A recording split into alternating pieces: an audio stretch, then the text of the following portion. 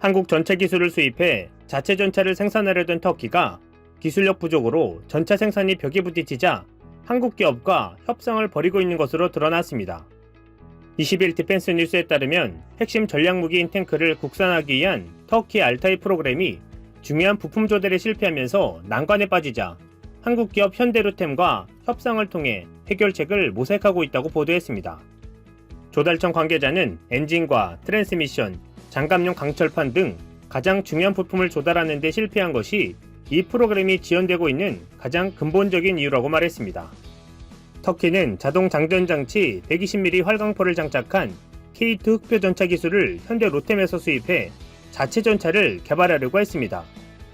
초도분 250대를 비롯해 최종으로 1000대를 생산할 계획이었습니다.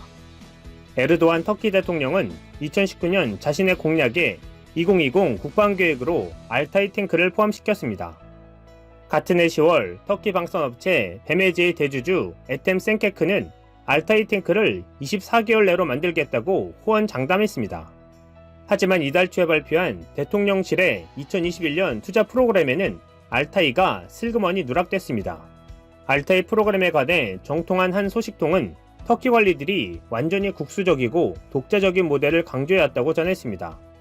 하지만 독일은 터키의 시리아 내전 참전을 이유로 엔진과 변속기에 대한 무기 금수 조치를 당해 협상에 실패했고, 프랑스로부터 수입하려던 장갑은 지중해 석유자원 개발을 둘러싼 신경전으로 차질을 빚었습니다.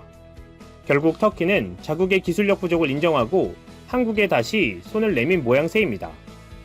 한편 KF-X 사업에 있어서도 국산화를 단계적으로 이뤄가고 있다는 소식입니다.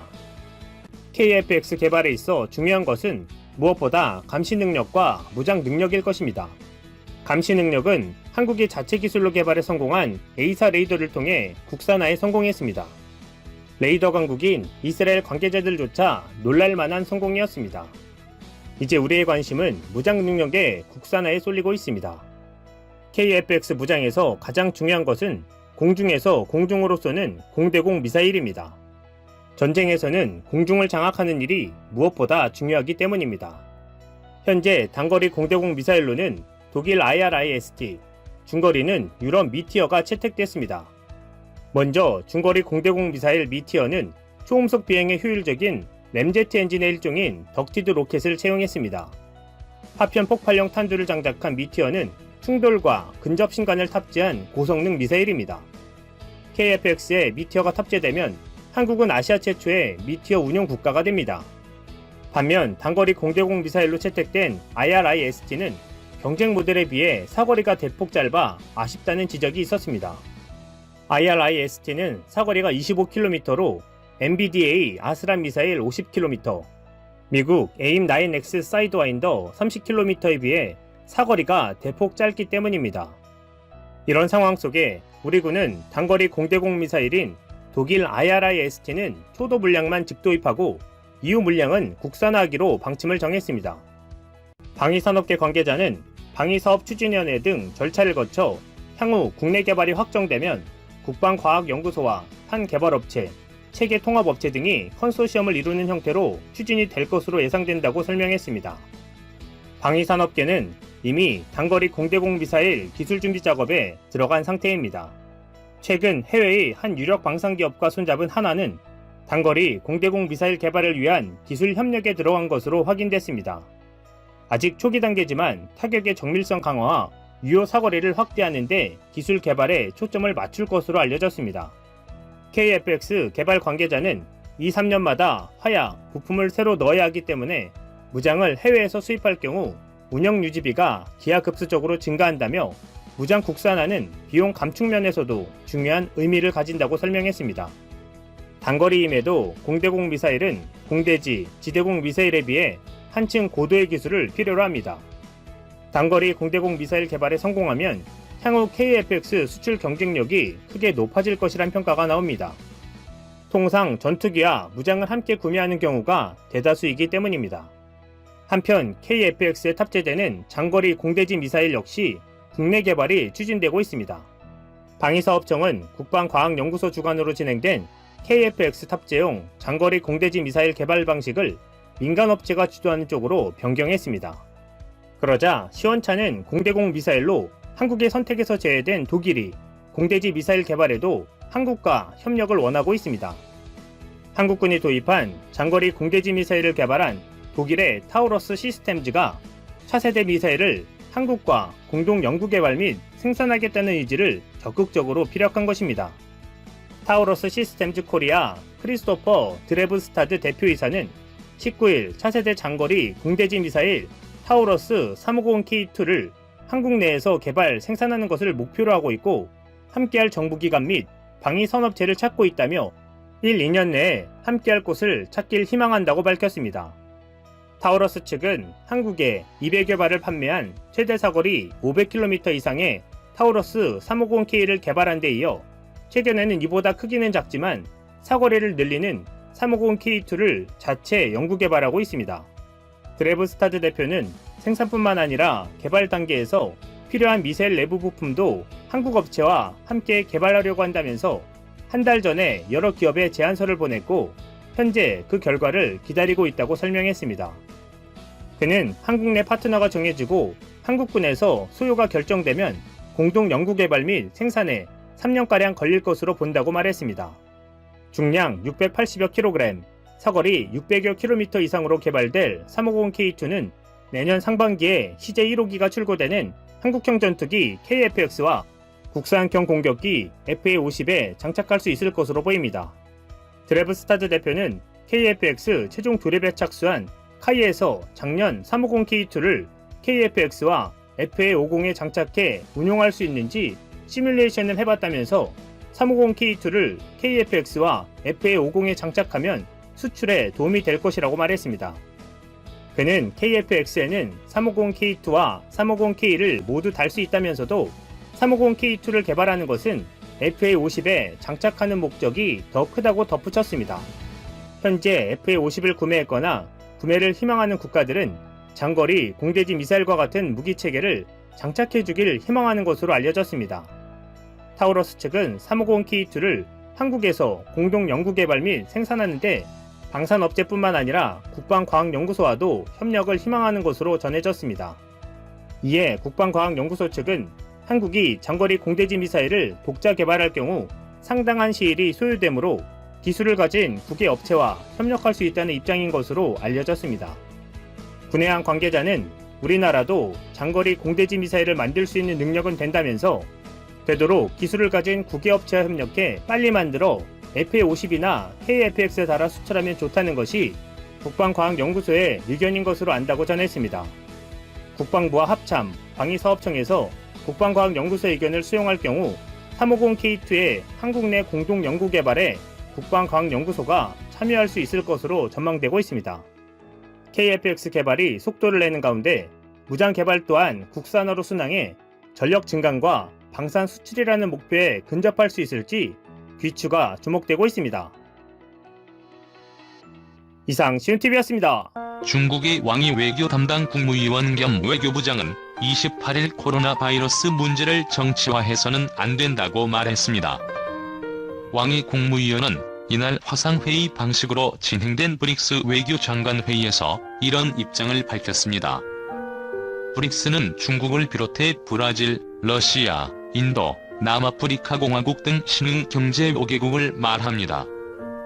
왕이 국무위원은 전염병 방역은 불을 끄는 것과 같아 시간이 생명이라며 국제사회는 비난과 회피로 전염병 퇴치의 협력 정신을 분산시켜서는 안 되며 정치화와 오명을 씌우는 행위로 갈등과 분열을 일으켜서는 안 된다고 말했습니다.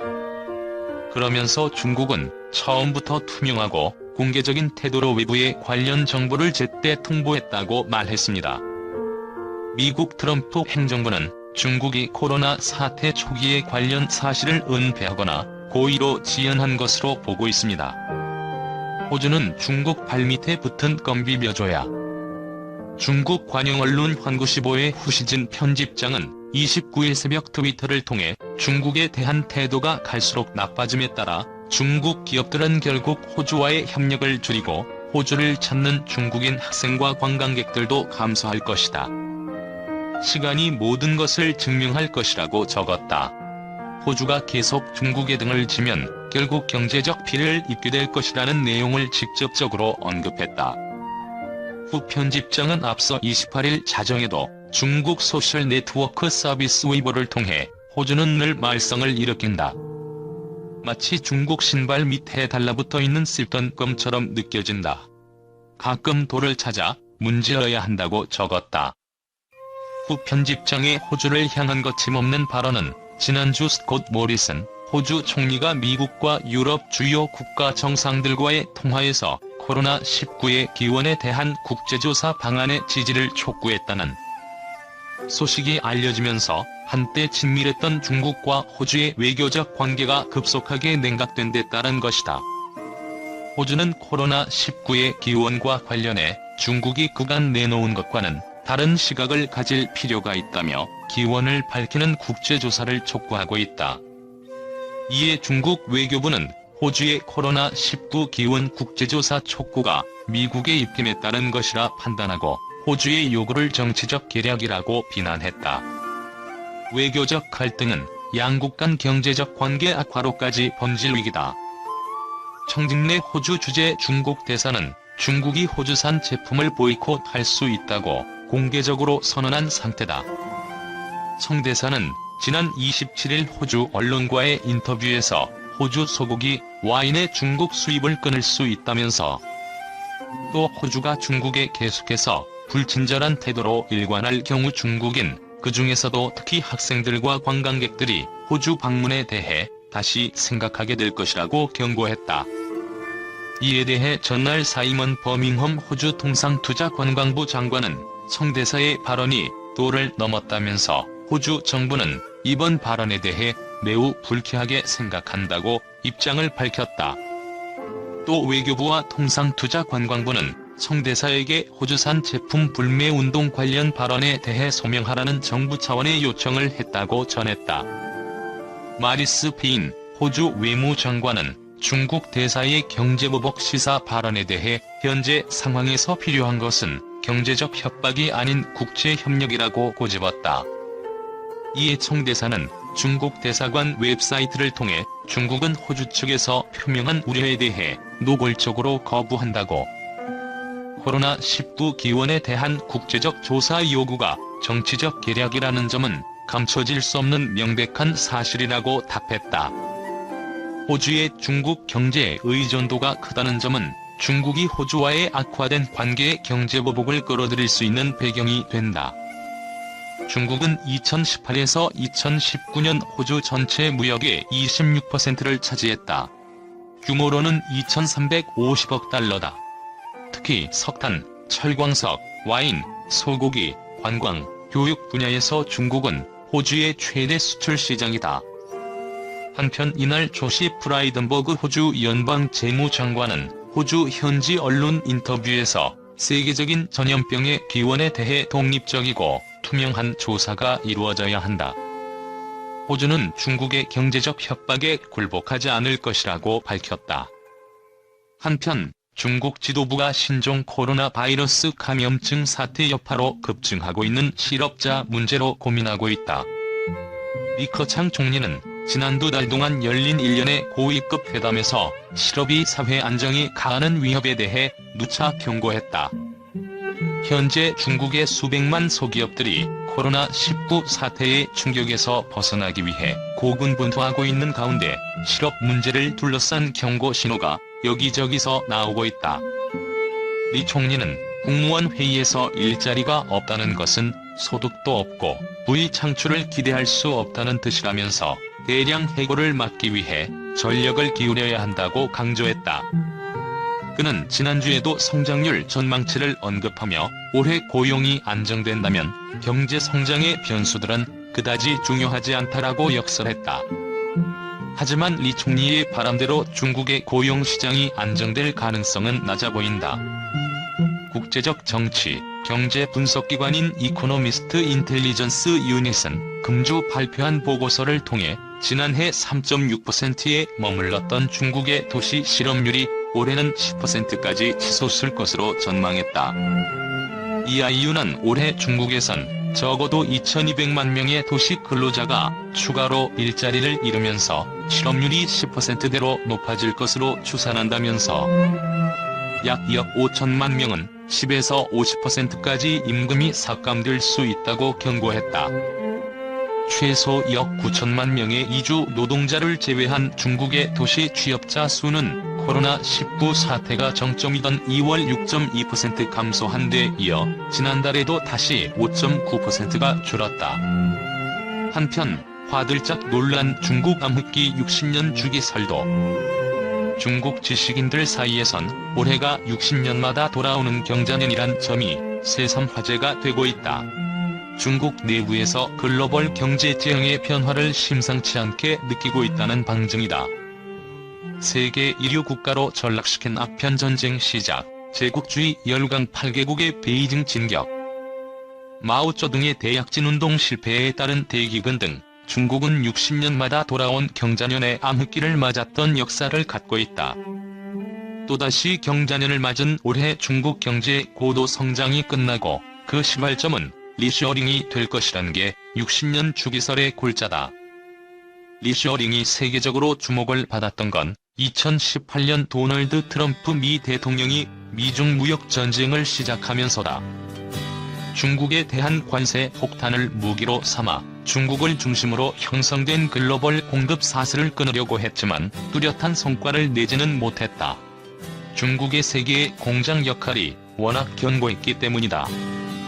중국 중심 공급망을 뿌리째 뒤흔든 건 미국의 관세 폭탄이 아니라 코로나19였다. 여러 경제대국이 코로나19 발병에 따른 중국발 부품 공급 차질로 호된 경험을 했다. 전 세계 제조업의 3분의 1을 차지하는 중국 공장이 멈춰서자 지난 2월 글로벌 노트북 출하량은 기존 전망치 대비 반토막 났다. 1분기 스마트폰 생산량도 지난해 같은 기간보다 12% 줄었을 것으로 추산된다. 뱅크 오브 아메리카의 최근 조사에 따르면 중국 내 거점을 둔 다국적 기업 중 본국 회계를 검토한 곳이 80%에 달했다. 미국 애플만 해도 중국 내 위탁 생산 시설 중 상당 부분을 중국 외 지역으로 이전하는 방안을 추진 중이다. 일본이 중국 탈출에 더욱 적극적인 이유는 주요 7개국 가운데 중국 의존도가 훨씬 높아서다. 작년 말 일본의 중국산 소재, 부품 의존도는 21.1%로 집계됐다. 프랑스, 영국의 4배에 달하는 수치다. 중국과의 부품 무역액은 2018년 기준 1,430억 달러로 동남아시아 전체나 미국보다 많았다. 코로나19 확산에 따른 보건안보도 리쇼어링을 촉발한 계기 중 하나다. 일본 제약 산업에서 일본산이 차지하는 비중은 현재 30%에 불과하다. 일본 정부가 코로나19 치료제로 인정한 아비간만 해도 일본 화학회사인 후지필름이 개발했지만 원료의 상당 부분은 중국에 의존하고 있다.